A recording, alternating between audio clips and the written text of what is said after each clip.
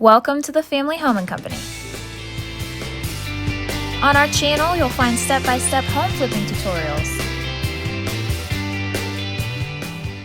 in-depth property walkthroughs, expert tips on finding deals and maximizing profits, DIY projects and budget-friendly renovation hacks.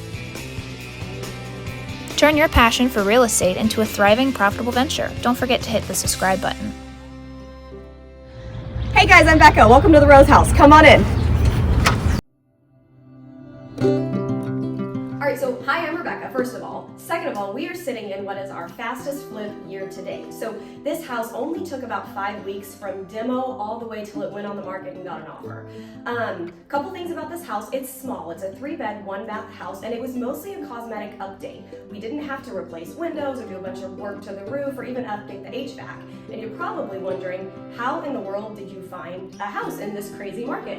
Well, funny story, the neighbor next door actually is, sometimes people make a comment like the millionaire next door.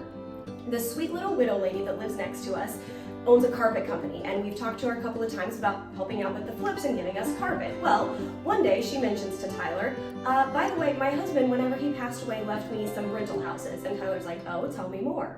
Some rental houses ended up being an incredible portfolio. This sweet widow does not have to work. She's a multi-millionaire based just on the fact that she owns all of these properties. Well, this house we're sitting in right now, she had a long-term tenant in it. The man moved out and she didn't want to place a new tenant because one, she doesn't need to, and two, why? So she sold it to us. We bought this house for $105,000, spent around $28,000 on the renovation budget, and just put it on the market for $169,000 and got a full price offer.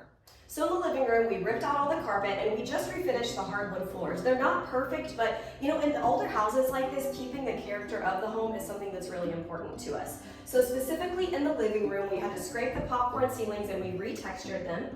Then we did fresh white paint everywhere. It's a pretty small space, so keeping it light and bright was really important.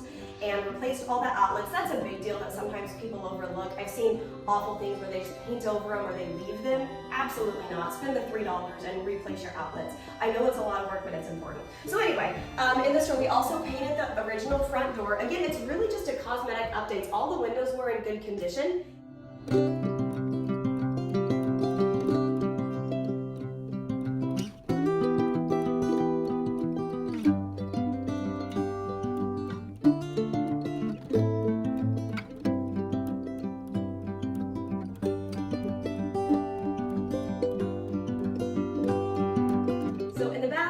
It's a pretty small space again, but we kept it really simple with using large tiles on the shower wall, large tiles to match the shower on the floor, and then we did 2 really slender sconces on either side of the sink and totally replaced the vanity. That's one of the best ways to freshen up a bathroom, is just rip out all that old stuff and find something that fits well in the space. Especially on a flip house, you're somewhat going for functionality, but you're also really going for a space that the buyer's going to walk in and fall in love with. If there's just one bathroom in the house, you really want to do it right.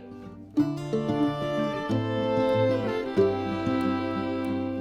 in the kitchen, this is one of the only times that we've just painted the original cabinets and added new hardware. So we went with a modern traditional handle, we replaced the hinges, and then did butcher block countertops, and we went with a grayish blue on the kitchen because it is a small space, but we wanted to make a statement still. The stainless steel appliances, and then a really fat backsplash with a nice muted subway tile.